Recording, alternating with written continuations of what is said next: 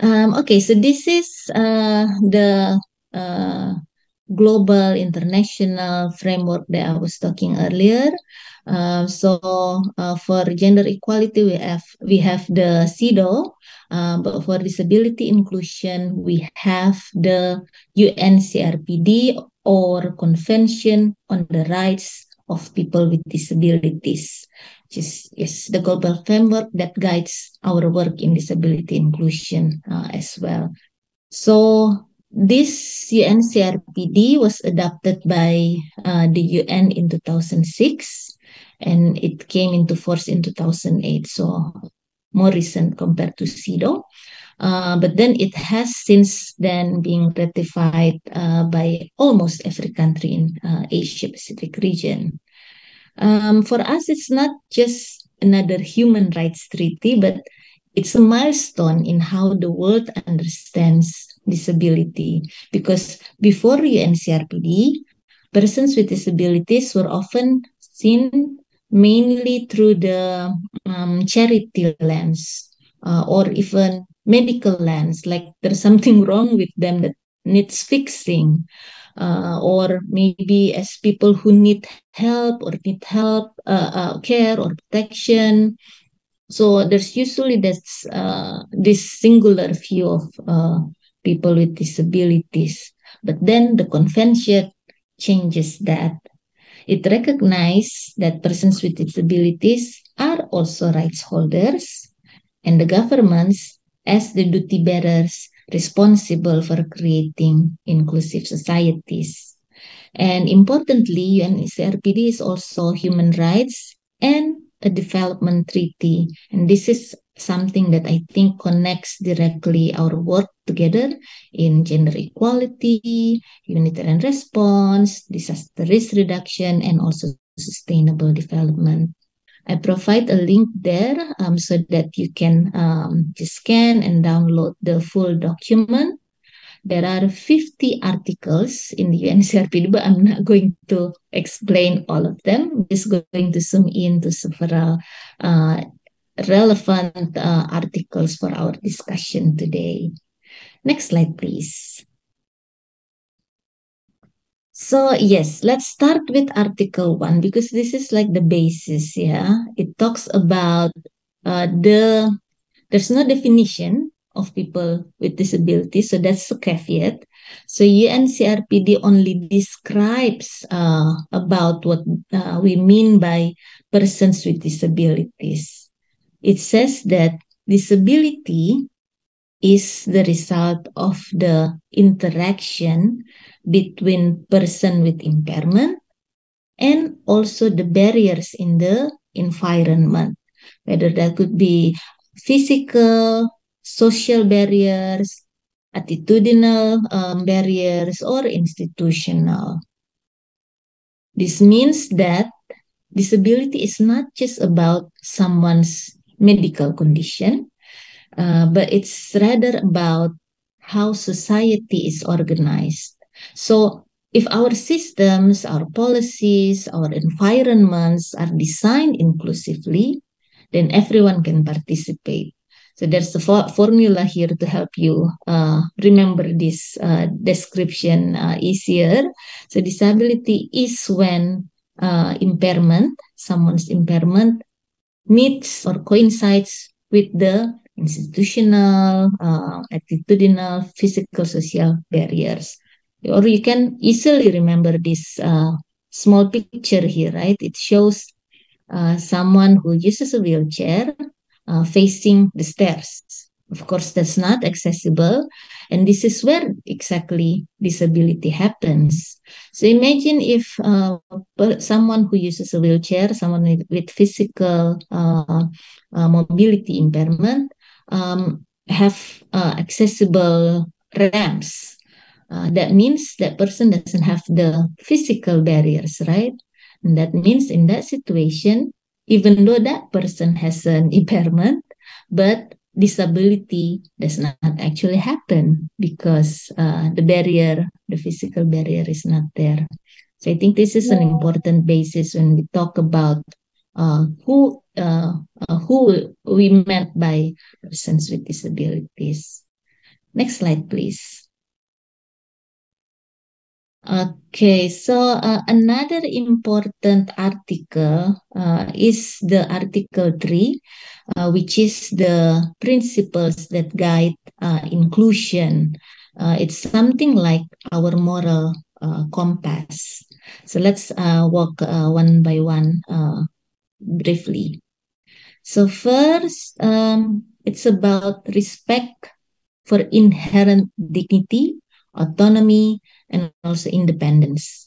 It means that every person has the right to make their own choices and life with self-determination. This is very much important because we've seen cases where the autonomy of people with disabilities are not met. They usually have someone speak on their behalf or deciding what's happening with their life, but UN CRPD clearly highlight that they have the right for inherent dignity, autonomy, and independence.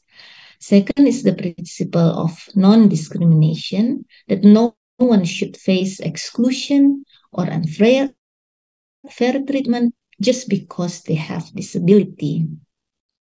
The third is about full and effective participation and inclusion in society. So inclusion means being actively involved. It could be in leadership, decision making, and also in community life. Fourth, there's a principle of respect for difference and acceptance of disability as part of human diversity. So there's the rainbow icon there that I think most of you are familiar with, because we see disability is also part of our diversity as a natural part of who we are, our identity as humanity. And there's nothing wrong about disability. And the fifth principle is about equal opportunity, something that we all also fight for together. So everyone, including people with disability, should have a fair chance to learn, work, and also lead. Sixth, and this is very important, it's about the accessibility. Before I mention about ramp, I just want to remind you that true accessibility goes far beyond just providing ramps. Yeah, it's also about making sure that our communication, the information we transmit, attitude is all accessible for people with disabilities. The seventh principle is about equality between men and women. It's very interesting, yeah, that we have it not only in CEDAW, but also as part of the UNCRPD. So women and girls with disabilities must have equal rights and opportunity. I think this is something that's clear for us and should be our guidance in our work. And finally, we have the principle of respect for evolving capacities of children with disabilities. So every child is recognized, child with disabilities is also recognized as someone who have potential that should be supported and also nurtured. And later on, I'm going to explain to you how we use these principles as the foundation in establishing our operational guide, which we call the 5 inclusion must. And I'll share that later. Next slide, please. Okay, so also interestingly, in UNCRPD, there's a special article that talks about women with disabilities. It also talks about recognized intersectionality. It states that government must take all appropriate measures to ensure the full development, the advancement, and empowerment of women with disabilities. This is very interesting because it highlights the importance of intersectionality, recognizing that women with disabilities often face multiple or overlapping forms of discrimination because of their gender, plus because of disability, maybe also because of their poverty, their rural location, and many other identities. I think for us in this room as women-led organizations, this article is a call to action because we cannot advance gender equality without disability inclusion. And we cannot achieve disability inclusion without gender equality. So I'm very happy that this webinar take place because I think we're really breaking the silos between disability movement and gender movement, something that should happen more often. And we need more collaboration and partnership between WLOs, between organizations of people with disabilities and OPDs, especially women-led OPDs. Because I'm sure that when we work together, our advocacy becomes stronger, our reach becomes wider, and also, of course, our impact becomes deeper. Next slide, please. And I think this is the last article that I want to explain to you, bringing us to today's key theme about inclusion in disaster risk reduction and humanitarian action. So Article 11 talks about the responsibility of governments of member states to take all necessary measures to ensure that protection and safety of people with disabilities in situations of risk, including those induced by natural hazards or maybe conflict induced and other emergencies. What does it mean for us? I think it clearly shows us that inclusion must start before disaster happen, in planning, in decision making, in designing the early warning system, and also in the leadership roles. Persons with disabilities should not be seen only as vulnerable, because we often hear that, there's this bracket of vulnerable groups and people with disabilities is among them. But then we need to change this perspective because they're not only vulnerable individuals needing rescued, they're not passive, but they're also agents of resilience and change. I think Dwi Yani can share her experience to demonstrate this later. The key is to remember that they have vital knowledge also, they have their networks, they have their own skills, and all of those can strengthen community preparedness and response.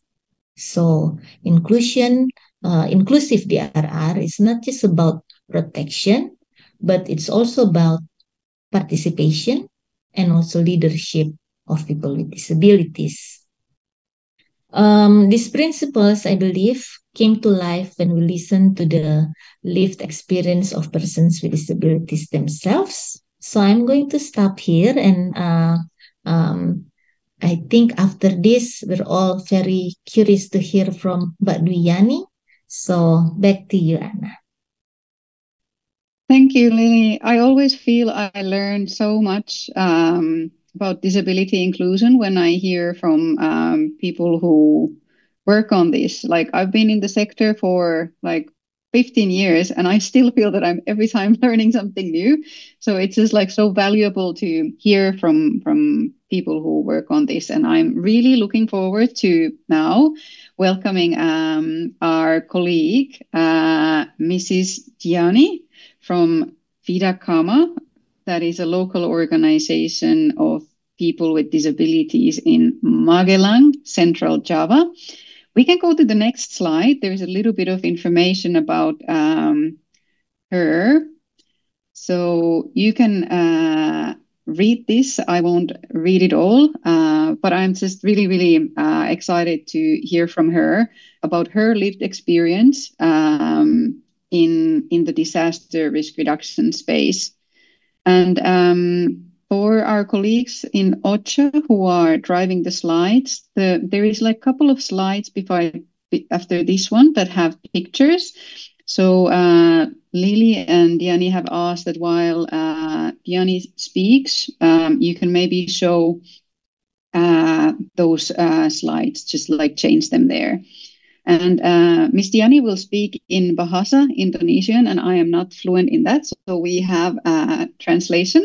So Lily's colleague will do consecutive translation for us and whoever speaks Bahasa, so enjoy, and for others we will have the consecutive translation. So over to you, Miss Diani. Silakan sekarang bagian Mbak Dwi. Okay. Hello everyone. My name is Dwiani. I'm from Pidakama. Sebelum saya terlibat dalam kegiatan apapun, saya sering menghadapi stereotip karena saya seorang penyandang disabilitas dan tinggal di desa. Banyak yang berpikir saya tidak mampu melakukan apapun, eh, terlibat dalam kegiatan besar maupun yang penting. Juga saya merasa minder ketika saya berada di antara teman-teman non-disabilitas dan saya merasa lebih percaya diri ketika saya berada di antara teman-teman penyandang disabilitas karena saya merasa mempunyai pengalaman hidup yang sama. Before I got involved in any activity, I often face stereotypes because I'm a woman with disability and live in a village. Many people thought I was incapable doing anything, let alone getting involved in a big or important activities.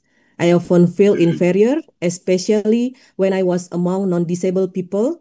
However, when I was among other person with disability, I become more confident because we had a similar life experience. Nah, saya mendapat kesempatan pertama kali waktu saya mendapat ikut proses pengambilan data di eh, Banjir Bandang. Waktu itu eh, awalnya di daerah terpencil dan banyak yang meragukan apakah bisa saya berkontribusi dengan keadaan saya yang seperti ini. Tapi dengan eh, apa masyarakat dan ASB juga meragukan. Dan tapi dengan rasa kepedulian saya dan rasa penasaran saya itu mendorong saya eh, em, at- mendorong saya untuk apa? Karena penasaran tuh atas bagaimana sih penanganan bencana dan saya mendorong untuk mencoba bagaimana terus saya terjun ke lapangan akhirnya saya bertemu dengan penyandang disabilitas. Nah, walaupun itu medannya sangat sulit, tapi dengan pengalaman itu saya itu membuktikan bahwa saya mampu turun langsung eh, menemui disabilitas dan menyuarakan apa kebutuhan mereka, mendengarkan apa kebutuhan mereka dan eh, menyuarakan apa yang selama ini tidak terlihat akhirnya bisa terlihat. My first opportunity came when I was participate in a data collection process during a flash flood emergency response in village in Magelang. At first, many people were skeptical, including my ex-boyfriend friend and the villagers. Could I really contribute? But my interest and concern for disaster management encouraged me to give it a try. In a field, I meet victims with disability in remote area. Despite the difficult terrain, through that experience, I proved that I was able to go directly to the field, listen to their needs and voice what is often unseen. Nah, dari pengalaman saya itu, saya belajar bahwa ketika perempuan disabilitas eh, diberi ruang, diberi kepercayaan diri, kami akan tumbuh dan masyarakat juga akan lebih menilai kami. Nah, setelah itu saya sering mendapat kesempatan terlibat dan menjadi salah satu fasilitator Satuan Pendidikan Aman Bencana. Nah, contoh yang baru-baru ini adalah kami bersama ASB membangun sistem air bersih lokal di daerah terpencil. Menurut saya sumber airnya itu sangat sulit dan terutama untuk perempuan dan penyandang disabilitas. Tapi dengan menggunakan data pilah, saya memastikan dan eh, memastikan keluarga penyandang disabilitas dan perempuan bisa mengakses dan distribusi air juga bisa diakses untuk semua. Nah, bagi saya inilah contoh adaptasi yang nyata, memperbaiki sistem air yang agar tahan terhadap bencana dan perubahan iklim sekaligus inklusif bagi kelompok berisiko. From this experience, I learned that the women with disability are given space, our confidence is grow, and society also see our value. After that, I increasingly had opportunity to involve, including as a facilitator for disaster safe education unit. The most recent example, when we worked with ISB to build a local clean water system in remote village, access to safe water source was very difficult, especially for women and person with disability. Using disaggregated data, I ensured that family with disabilities not left behind and that water distribution was truly accessible to everyone. For me, this is a real example of adaptation, improving the water system to be resilient to disaster and climate change, while also being inclusive of at-risk group. Nah, bagi saya kepemimpinan feminis berarti memberi ruang bagi yang tidak terlihat dan akhirnya bisa terlihat, bicara dan mempengaruhi. Nah, saya belajar bahwa ketika perempuan disabilitas dilibatkan, bukan hanya saya saja yang berkembang, tapi masyarakat juga belajar eh, untuk menghargai keberagaman. Ini bukan sekedar tentang saya, tapi tentang bagaimana menciptakan sistem yang inklusif, adil, adaptif terhadap perubahan iklim. Nah, walaupun awalnya yang sering saya dianggap tidak mampu itu dengan dukungan dan ruang yang tepat, perempuan disabilitas itu bisa membuktikan diri, tumbuh percaya diri, dan bisa berkontribusi nyata bagi masyarakat. For me, feminist leadership means giving space to who are invisible so that they can finally be seen, heard, and influenced. I learned that when women with disability are involved, not only do I grow, but society also learn to appreciate diversity. This is not just about me, but about how to create a system that is more inclusive, fair, and adaptive to climate change. Although often considered incapable, with the right support and space, women with disability can prove themselves, grow in confidence, and make real contribution to society. Thank you. Thank you, if you want. But yeah, let's go back to Lily. So over to you, Lily. Please take us forward. Thank you, Anna, the real Anna, because we have a lot of Anna right now in the room. Hopefully, yeah, you can rename yourself later on. But yeah, thank you so much, Mbak Dwi. I will be continuing with the next slide, which explains about the operational framework that we developed together with people with disabilities from several provinces in Indonesia, and also from government representative. In 2016, we sit together to kind of like review all the important international frameworks, such as Sendai framework, of course, and also the UNCRPD, to see, okay, if we talk about DRR or Disability Inclusive DRR, what are the aspects that should be there in our programming? So in the next slide, the next slide, yes, this one.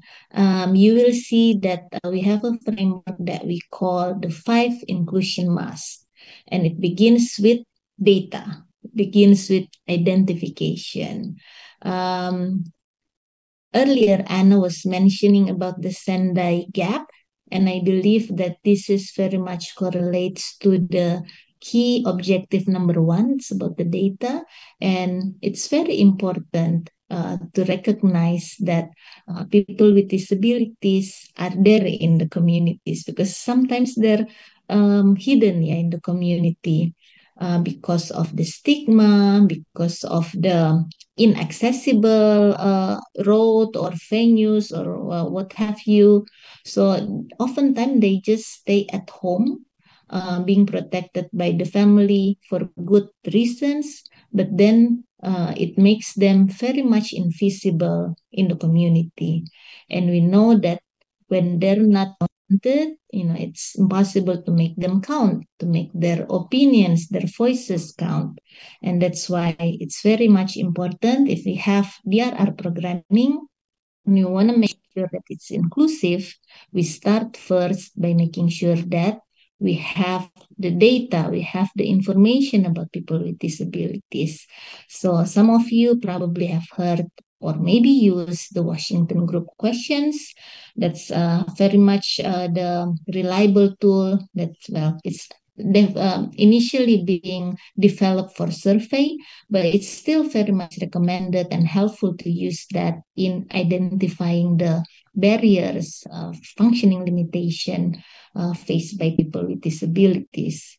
And from there, we can build the disaggregated data and also consider the inclusive needs and in the capacity assessment also.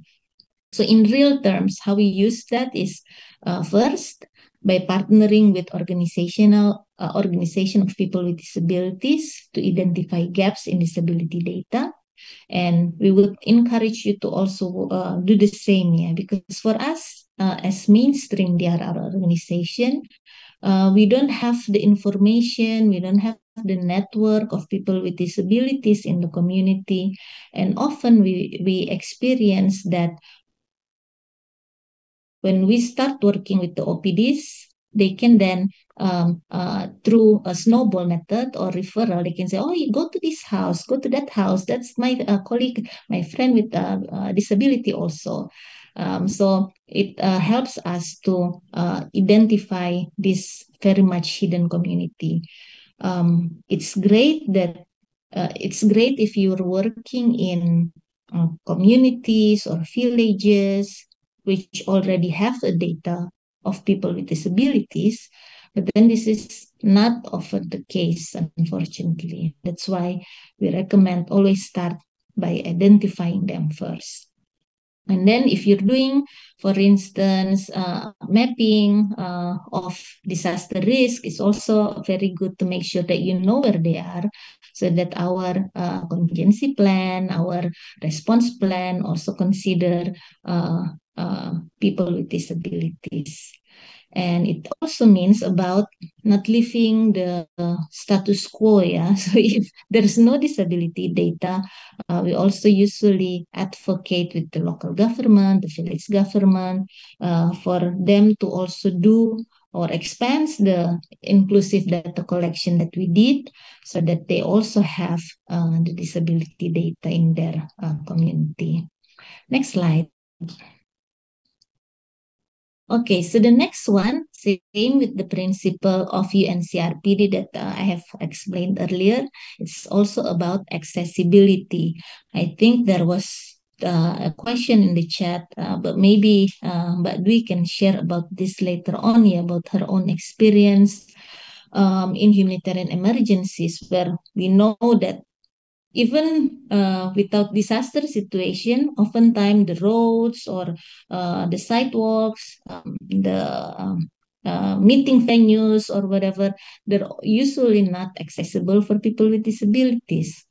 But then making sure that there's no barrier, there's no physical barrier, there's no information barrier, there's no attitudinal or institutional barrier is very important. So it means that we need to adjust the physical, the information, the communication, and accessibility in our programming. I know that usually changing the physical situation or infrastructure is difficult, but there's always a way to do that. Like you can bring the portable ramp, or you can work with the OPD to tell you like what we can do to make sure that the physical surroundings becomes accessible for them, because they're the experts, so we need to learn from them. And it means that in policies, in intervention, in our budget, it's also very important to ensure that there's a reasonable accommodation. So earlier I was talking about inaccessible communication. So for instance, right now, I'm showing this picture of evacuation route that's accessible for people with disabilities in one community in Indonesia where we work on. But then my presentation, this presentation is not actually accessible for people with visual impairment. I don't know if any of you have difficulty seeing, but maybe this is just to give you an example that if, for instance, we're doing a presentation like this, it's very important to also explain what's in the picture, right? So people who have difficulty seeing would know what's being shown in my screen right now. So that's just one example to improve the information accessibility. Or maybe you've attended other webinars with sign language interpreters. There's also another example of reasonable accommodation that we can do to promote accessible information for our deaf colleagues. So those are the examples. And how we apply it is also in DRR, we do accessible disaster preparedness and response. For instance, if we do early warning system, we make sure that it's inclusive for various impairments, such as it is audio, but it's also visually accessible at the same time. And then like what is shown in this picture, we make sure that we build evacuation points that are accessible physically. So that's how we apply this principle in our programming. And then, of course, we leave OPDs to do what they're doing best, which is in advocacy, and we support them in advocating for barrier-free infrastructure, because this is back to UNCRPD, is the responsibility of our duty bearer, of course, right? So we support them in doing the advocacy. And also we make sure that our information becomes accessible for people with disabilities. That's the example of the second principle, which talks about accessibility. Next one. We're moving to the third must, because we call it 5 inclusive must. The next one is about capacity strengthening. It means that we're making sure that OPDs are strengthened to take the lead in development, to take the lead in humanitarian work that we do. And for that, of course, they would need to have the capacity. Usually there's already existing capacity, like for instance, what I mentioned earlier, they have the skills to do advocacy. But then it's very important to perhaps build their capacity in humanitarian cluster mechanism, or in the way disaster risk reduction framework, or in the way we do disaster preparedness in the community, CBDRR. So to help them become familiar with these processes, of course, we need to do and to invest in capacity strengthening so that they can lead in the advocacy in the development and humanitarian work. So we do, in practice, we do leadership and advocacy training for OPDs. We also support them in organizational development. And there's a note here that often there's no funding that goes to supporting organizational development. I don't know about what you face as WLOs, but I think the situation is similar. Yeah, sometimes we work in situation where our capacity in organizational development is kind of like assumed that we have it already. We know how to write proposals, we know how to write reports, we know how to do financial management and so on. These are usually assumed by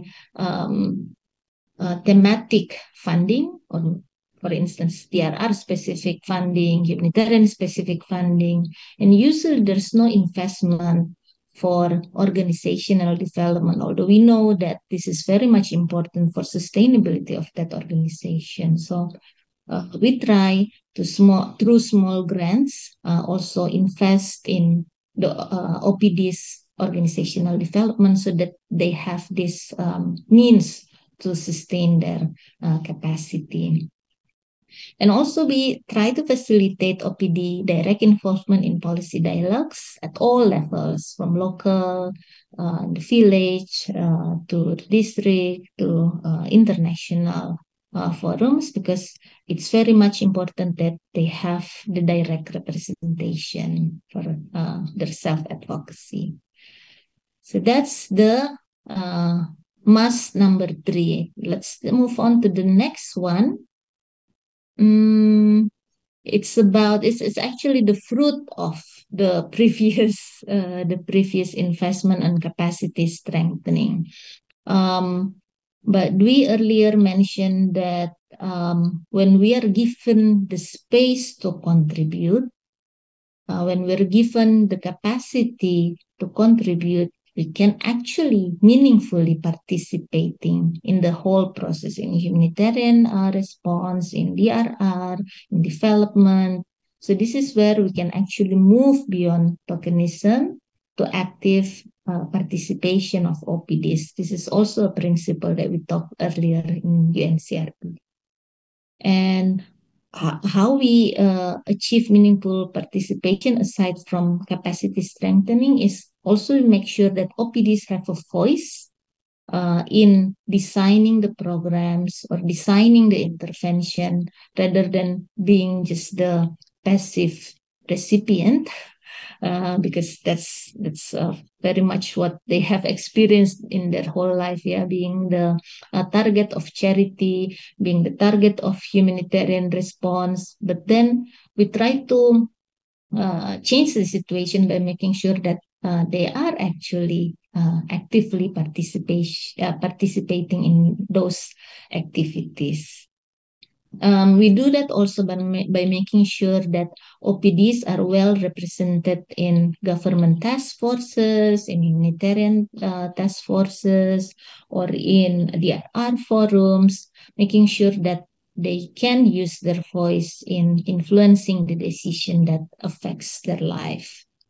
And then we also establish collaboration between them and the mainstream mainstream DRR actors, including the government, because we feel that a lot of times when they're in the same room, relationship starts to happen, and then people have their mind-changing experience, knowing that, turns out that people with disabilities have so much potential, they can do so much, they're not just passive, and so on. And from this interaction, it helps lessening the fear that I probably will hurt their feeling by saying something wrong. By being in the same room, they will experience that a lot of times it's just their fears. People with disabilities, they're back to what we were talking about diversity. They're just one of us with diversity, of course. So I think usually that becomes a very powerful experience for our government or CSO actors who are working in DRR. Okay, next slide. I'm going to move to the last one, which is about the rights. Again, this is derived from the UNCRPD. It's about the making sure that our work aligns with international framework that protects the rights of people with disabilities. It means aligning with CRPD, Sendai framework, the SDGs as our foundation for enforcing this intervention, disability inclusive intervention in DRR. And it means also that we advocate for rights-based disability inclusive laws, budgets, governance, and their role in supporting the monitoring and policy advocacy. It also means we work with the government to mainstream disability rights in national strategies, or sometimes it can be as simple as making sure that there is an awareness amongst people with disabilities about their own rights, because a lot of times they're hidden in the communities, they're being hidden by their families due to stigma, and they're not aware about their rights, they're not aware about the UNCRPD. So the first thing that we do is also to make sure that they realize that they have rights so that they can demand this rights fulfillment to the duty bearers. So I think, Anna, I will stop here. Those are the 5 inclusion masks and how we operationalize the UNCRPD into our work. So back to you, Anna. Thank you.